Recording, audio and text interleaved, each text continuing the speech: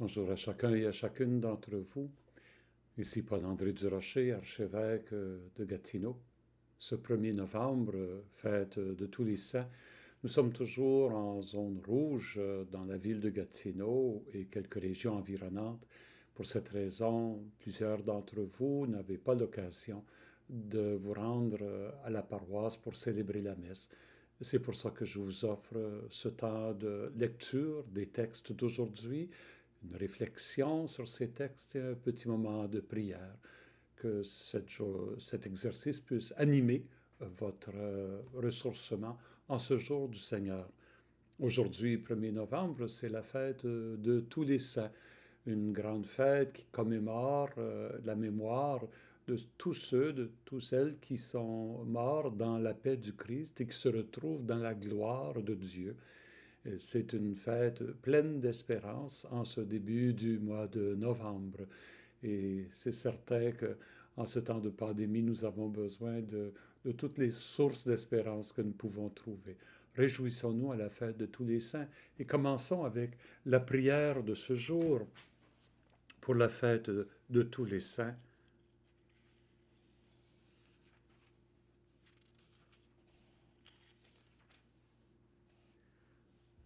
Dieu éternel et tout-puissant, tu nous donnes de célébrer dans une même fête la sainteté de tous les élus. Puisqu'une telle multitude intercède pour nous, réponds à nos désirs. Accorde-nous largement tes grâces.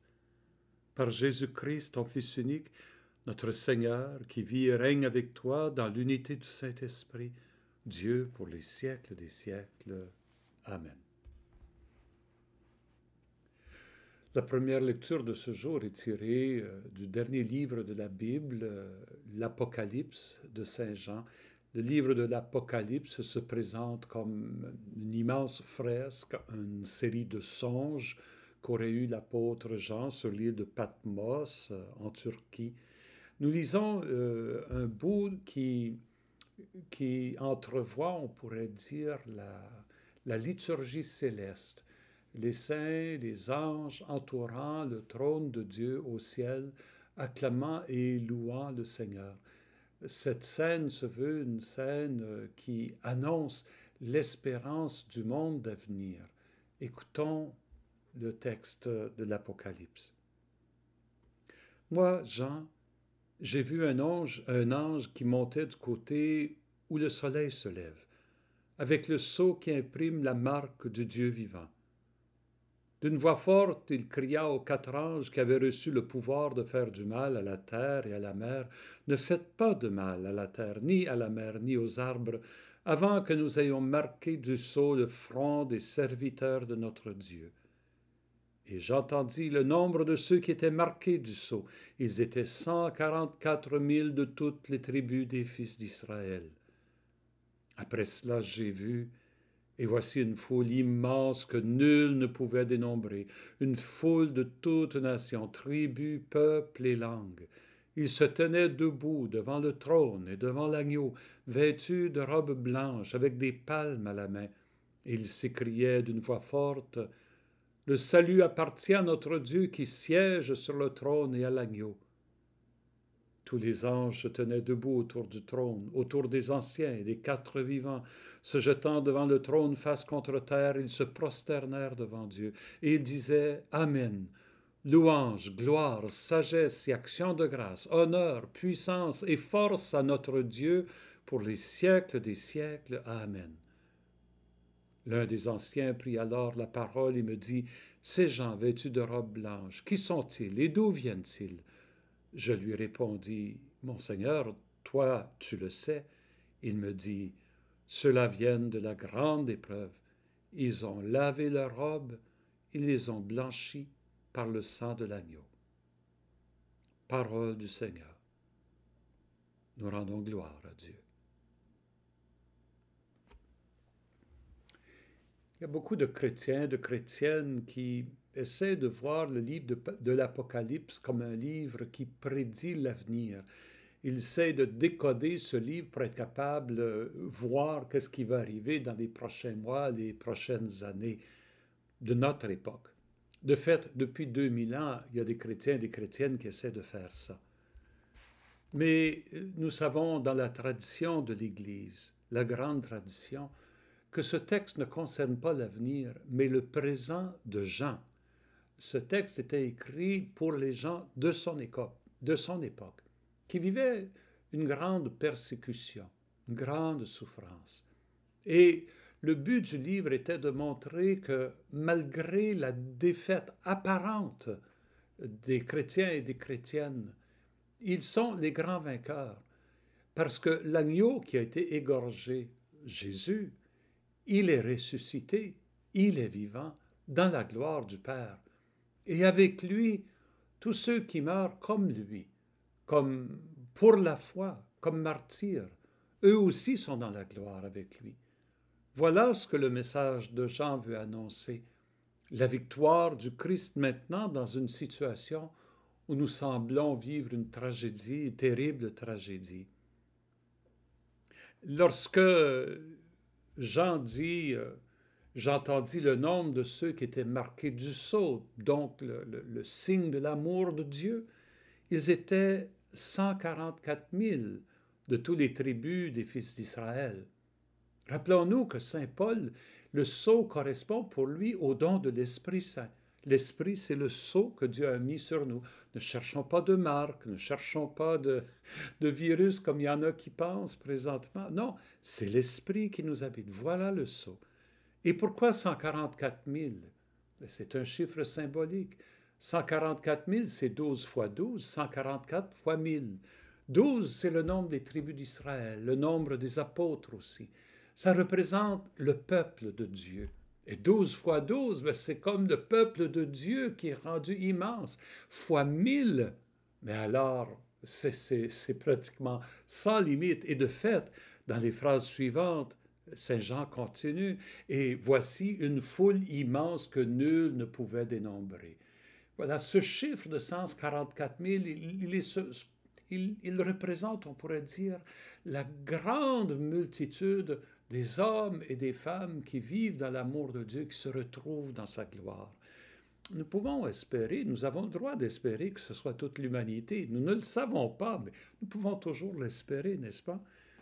Il se tenait debout devant le trône et devant l'agneau vêtu de robes blanches. Ces robes blanches qui représentent la foi chrétienne, qui étaient portées par les baptisés après leur baptême, avec des palmes. La palme, c'était le signe, le symbole du vainqueur, de celui, de celle qui avait remporté la victoire. Et là, eux, ils crient, le salut appartient à notre Dieu. Et il faut comprendre ici que Saint Jean est en train de faire le contraste avec l'empereur romain qui, dans sa cour, est entouré par ceux qui le vénèrent, ses colonels, ses chefs d'armée, etc., ses généraux, et qui acclament l'empereur. Ici, il dit, c'est presque l'univers entier, anges et saints, qui acclament Dieu. Le salut appartient à notre Dieu, qui siège sur le trône, et à l'agneau, au Christ. Et qu'est-ce qu'ils disent? Ils disent « Amen, c'est vrai, c'est vrai. Louange, gloire, sagesse, action de grâce, honneur, puissance et force à notre Dieu, pour les siècles des siècles. Amen. » Vous savez, quand on célèbre l'Eucharistie, on reprend un peu ce cantique-là quand on chante Saint, Saint, Saint, le Seigneur Dieu de l'univers, le ciel, la terre sont remplis de ta gloire. Hosanna au plus haut des cieux. On s'associe un peu à ce cantique du ciel lorsqu'on loue le Seigneur ici-bas sur la terre. Et voici la clé de la lecture. Il dit, l'un des anciens me prit par la parole et me dit, ces gens vêtus de robes blanches, qui sont-ils et d'où viennent-ils? Et moi je lui réponds, Seigneur, c'est toi qui le sais. En autre mot, donne-moi la réponse. Et il dit, ceux-là viennent de la grande épreuve. Ils ont lavé leurs robes, ils les ont blanchis par le sang de l'agneau. Donc par l'amour que Dieu nous manifeste, dans la mort et la résurrection de Jésus, nous-mêmes nous sommes purifiés, nous-mêmes nous vivons de cette vie extraordinaire. Quel beau message d'espérance, surtout pensons qu'à l'époque, dans le milieu où c'est écrit, le milieu grec, pour les Grecs, qu'est-ce qu'il y avait après la mort? Il y avait l'Hadès, c'était un lieu de solitude, de profonde tristesse. Il n'y avait pas, c'était pas une vie qui valait la peine de vivre. C'était une tragédie que de se retrouver en Hadès. Mais voici que, à cause de la résurrection de Jésus, la foi des chrétiens et des chrétiennes, enracinée dans une perspective juive, que Dieu va assurer la survie de son peuple, eh bien là, ça devient la vie en abondance. La vie en abondance autour de Dieu, dans une grande communion. La fête de tous les saints dans l'Église catholique a commencé dans les premiers siècles. C'était la fête de tous les martyrs. De tous les martyrs. Un des papes, vers le 7e siècle, a décidé que ce ne serait pas seulement pour les martyrs, mais pour tous les saints, tous les hommes, toutes les femmes qui se retrouvent dans la gloire de Dieu. Et ce texte de l'Apocalypse nous aide à comprendre ça un peu. Ensemble, prions le psaume. Voici le peuple de ceux qui cherchent ta face, Seigneur.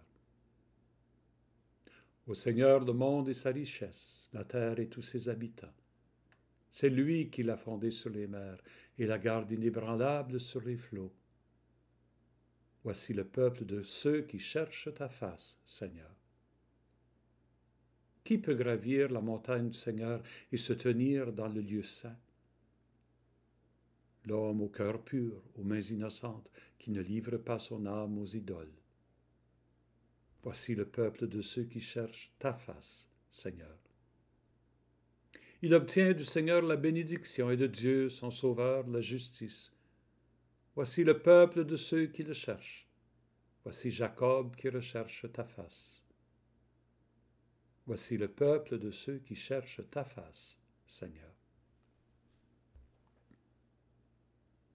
La deuxième lecture, elle est aussi de Saint Jean, la première lettre de Jean au chapitre 3, les 3 premiers versets.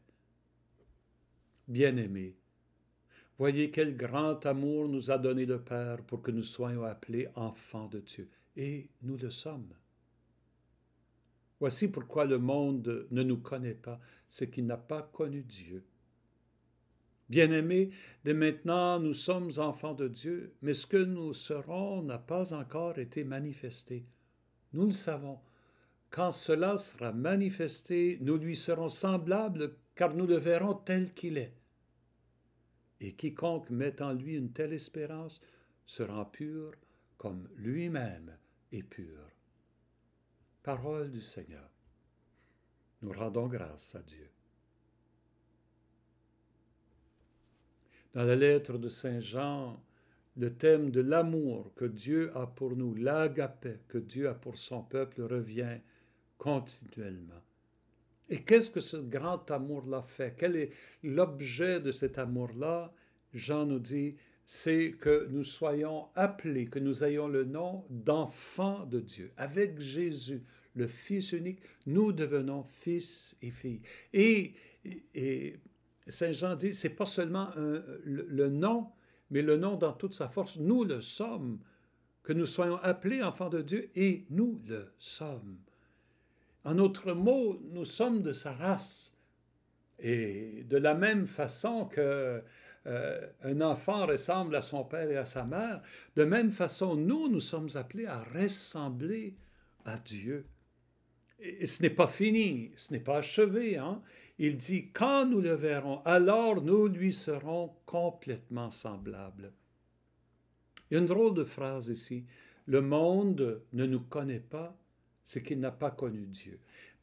Il faut dire dans les lettres de Saint Jean, quand Jean dit le monde, il ne veut pas dire les gens. Hein? Ce qu'il veut dire, c'est la création en autant qu'elle s'est éloignée de Dieu, en autant qu'elle s'est détournée de Dieu. Ce monde qui est replié sur lui-même n'est pas ouvert au mystère de Dieu. Et il dit, parce qu'il n'est pas ouvert au mystère de Dieu, il ne peut pas connaître ou reconnaître les enfants de Dieu, qui nous sommes vraiment. Je me souviens avoir lu une histoire. Il y avait quelqu'un qui passait devant une maison, il y avait une grande fenêtre dans la maison, et il voyait des gens dans la maison qui gesticulaient, qui se tordaient de toutes sortes de façons, qui se lançaient à droite et à gauche. Il dit, mais c'est une maison de fous, c'est une maison de fous. Mais ils n'entendaient pas qu'à l'intérieur de la maison, il y avait de la musique qui jouait. Et les gens étaient en train de danser ensemble.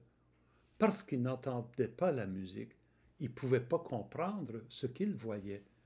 Ainsi, Saint Jean dit, parce qu'il ne connaît pas Dieu, ce monde refermé sur lui-même, parce qu'il ne connaît pas Dieu, il ne peut pas connaître les enfants de Dieu. Il ne peut pas saisir ce que les enfants de Dieu essaient de vivre au cœur de ce monde. Évidemment, c'est une invitation à faire en sorte que le monde soit ouvert sur Dieu. C'est un peu notre mission de travailler au cœur du monde pour que le mystère, l'amour de Dieu soit connu de tous les humains, afin que nous soyons tous et toutes enfants de Dieu. Quiconque met en Dieu une telle espérance se rend pur comme lui-même est pur. Cette pureté, cette intégrité de la vie, hein, c'est ça ce que ça veut dire être pur, ça veut dire être intègre. Ça veut dire que toute la vie, elle manifeste son centre. Et si vraiment nous mettons notre espérance en Dieu, tranquillement, sa présence, son amour nous transforme de sorte que tout ce que nous sommes manifeste cet amour-là. Et dans le fond, c'est ça la sainteté, mes amis. La sainteté, c'est le reflet de l'amour de Dieu qui est en nous. Si l'amour de Dieu est vraiment en nous, si nous laissons son amour s'emparer de notre vie est transformée et le reflet de cet amour-là, eh bien, c'est ce que nous appelons la sainteté. Et quand nous célébrons les saints et les saintes, nous sommes en train de reconnaître en eux et en elles le reflet de l'amour de Dieu. Ce qu'il y a de beau à propos de la fête de tous les saints, c'est qu'il y en a tous les genres. Il y en a de tous les genres. Des hommes, des femmes, des riches, des pauvres, des religieux, des laïcs, des prêtres, des évêques, des gens qui ont été de grands pécheurs et qui se sont convertis, d'autres qui ont connu, on pourrait dire, l'amour de Dieu dès un jeune âge et en ont toujours vécu. Il y en a qui sont morts, martyrs, dans des situations horribles, d'autres sont morts dans la paix à un âge avancé. Certains saints, certaines saintes ont été des hommes, des femmes d'action, d'autres ont été des contemplatifs. Il y en a toutes sortes. À travers cette grande variété, c'est toujours le même amour divin qui se manifeste et qui rayonne autour des gens, autour d'eux. Et de la même façon, nous sommes appelés à être des saints et des saintes en laissant cet amour-là rayonner autour de nous. Et l'Évangile va nous donner une piste. L'Évangile est de Matthieu au chapitre 5. C'est le beau texte que nous appelons le Sermon sur la montagne. En ce temps-là, en voyant les foules, Jésus gravit la montagne. Il s'assit et ses disciples s'approchèrent de lui. Alors, ouvrant la bouche, il les enseignait. Il disait, « Heureux les pauvres de cœur, car le royaume des cieux est à eux. Heureux ceux qui pleurent, car ils seront consolés. Heureux les doux, car ils recevront la terre en héritage. Heureux ceux qui ont faim et soif de la justice, car ils seront rassasiés. Heureux les miséricordieux, car ils obtiendront miséricorde. Heureux les cœurs purs, car ils verront Dieu. Heureux les artisans de paix, car ils seront appelés fils de Dieu. Heureux ceux qui sont persécutés pour la justice, car le royaume des cieux est à eux. Heureux êtes-vous si l'on vous insulte, si l'on vous persécute et si l'on dit faussement toutes sortes de mal contre vous à cause de moi. Réjouissez-vous, soyez dans l'allégresse, car votre récompense est grande dans les cieux. Acclamons la parole de Dieu. Louange à toi, Seigneur Jésus.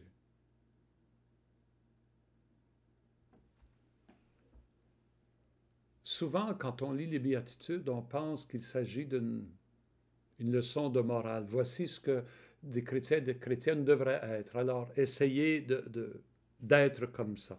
Et c'est vrai jusqu'à un certain point, mais il me semble qu'on manque le bateau si on pense que c'est d'abord des règles qui nous sont données à vivre. Moi, je me dis, c'est d'abord une description. C'est une description d'un saint ou d'une sainte, d'une personne qui est habitée par l'Esprit de Dieu, qui ressemble à Dieu. Et mes amis, qui est, qui est celui qui ressemble véritablement à Dieu? Mais c'est Jésus. Il est le Fils incarné du Père, rempli de l'Esprit Saint. Alors, les béatitudes, moi, il me semble qu'il s'agit dans ce texte, est-ce que Jésus en était conscient? Mais il se décrivait lui-même. C'est une description de Jésus. Jésus, il est pauvre de cœur. Une pauvreté qui reconnaît que tout lui vient du Père. Il pleure. Il a pleuré la mort de Lazare, il a pleuré sur Jérusalem. On le voit, il reconnaît la souffrance des gens auprès d'eux. Il a un cœur de compassion profonde. Il est doux, heureux les doux. C'est lui le doux, jamais de violence sans lui. Il a faim et soif de la justice de Dieu. Miséricordieux, il pardonne. Il a le cœur pur, il est intègre, tout ce qu'il est rayonne de l'amour du Père. C'est un artisan de paix. Comme il a dit, je vous laisse la paix, je vous donne ma paix. Et il a été persécuté pour la justice, évidemment torturé et mis à mort. Oui, les béatitudes sont une description de Jésus, d'abord et avant tout, et de ses disciples. Parce que le plus nous accueillons l'Esprit, le plus nous essayons de vivre de l'Esprit de Jésus, le plus nous lui ressemblons. Le plus les béatitudes deviennent une description de nous. Oui, il faut tendre à ça, mais c'est d'abord le fruit du travail de l'Esprit en nous. La sainteté n'est pas, comment je peux dire, quelque chose qu'on atteint de nos propres forces. Jamais, jamais. C'est le fruit de l'Esprit qui travaille en nous. Demandons au Seigneur vraiment de nous aider à devenir comme son Fils Jésus. Et en cette fête de tous les saints, prenons un instant pour prier Dieu en action de grâce pour ces hommes et ces femmes. Oui, Dieu notre Père, nous te rendons grâce pour les saints et les saintes de ce monde, ces milliers d'hommes et de femmes qui ont laissé l'Esprit de ton Fils Jésus habiter leur cœur et les transformer. Chacune à sa façon, est devenu un reflet de ton Fils unique, Jésus. Chacune à sa façon, a incarné ces béatitudes. Nous te prions, Seigneur, donne-nous à notre tour de devenir saints et saintes. Donne-nous de sentir que nous sommes appuyés par ces hommes et ces femmes d'autrefois, comme par les hommes et les femmes, tes enfants d'aujourd'hui, que nous faisons partie d'une vaste multitude que nous appelons la communion des saints. Donne-nous aujourd'hui de croire qu'un avenir est ouvert devant nous qui n'a pas de fin. Au-delà de la mort, la vie nous est promise. Donne-nous de vivre de cette vie ici et maintenant, même au milieu de nos épreuves. Et aide-nous, Seigneur, à être attentifs aux personnes qui autour de nous sont dans le besoin. Il y a tellement de souffrances dans le monde, tellement d'hommes et de femmes rejetés, marginalisés. Nous sommes témoins de tellement de violences. À Nice, cette semaine, en France, des hommes et des femmes en prière ont été tués par un fou. Et nous apprenons ce matin que la même chose est arrivée à Québec hier durant la nuit. tellement de violence, Seigneur, des tueries insensibles, de la haine. Donne-nous, au milieu de ce monde, d'être vraiment des instruments de paix, de réconciliation, de miséricorde et de dialogue. Donne-nous d'être comme Jésus, au cœur de ce monde, des signes d'espérance. Donne-nous surtout de laisser ton amour transparaître dans nos vies, que ton amour rayonne à travers de nous pour toucher les autres et faire naître en eux et en elles un peu d'espérance, un peu de foi et un peu d'amour. Nous te le demandons au nom de ton Fils Jésus. Et comme il nous l'a appris, nous reprenons les mots: Notre Père, qui es aux cieux, que ton nom soit sanctifié, que ton règne vienne, que ta volonté soit faite sur la terre comme au ciel. Donne-nous aujourd'hui notre pain de ce jour. Pardonne-nous nos offenses, comme nous pardonnons aussi à ceux qui nous ont offensés. Ne nous laisse pas entrer en tentation, mais délivre-nous du mal. Car c'est à toi qu'appartiennent le règne, la puissance et la gloire, pour les siècles des siècles. Amen. Mes amis, que la paix de Dieu, qui surpasse tout ce qu'on peut imaginer, garde vos cœurs et vos esprits dans le Christ Jésus, notre Seigneur. Amen. Que Dieu Tout-Puissant vous bénisse, le Père, le Fils et le Saint-Esprit. Amen.